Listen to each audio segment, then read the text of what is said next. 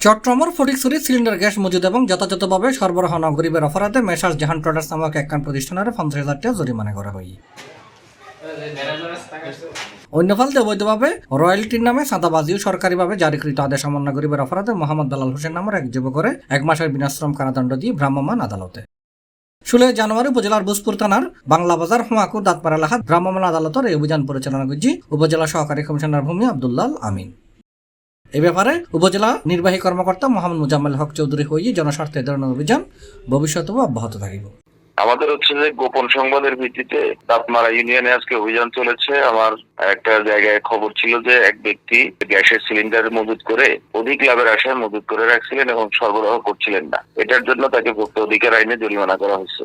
আর হচ্ছে আরেকটা খবর ছিল গোপন সংবাদ যে এক ব্যক্তি সে হচ্ছে রয়্যালটির নাম করে রাস্তায় দাঁড়িয়ে বালু বোঝায় যে কোনো গাড়ি গেলে সেখান থেকে চাঁদা উত্তোলন করছিল। পরে তাকে তাৎক্ষণিকভাবে অ্যারেস্ট করা হয় এবং হচ্ছে সরকারি আদেশ অমান্য করার কারণে তাকে ফৌজদারি কার্যবিধি এবং দণ্ডবিধি আইনে তাকে 1 মাসের বিনাশ্রম কারাদণ্ড দেওয়া হয়। আমাদের বার্তা হচ্ছে আমাদের অভিযানের গতি আগের চেয়ে বৃদ্ধি পেয়েছে এবং প্রতিদিন এ ধরনের অভিযান অব্যাহত থাকবে। চাঁদাবাজ, তারপরে মাটি খেকো, পাহাড় খেকো, বালু খেকো, সবার বিরুদ্ধে অভিযান অব্যাহত থাকবে। C+ TV, Chittagong.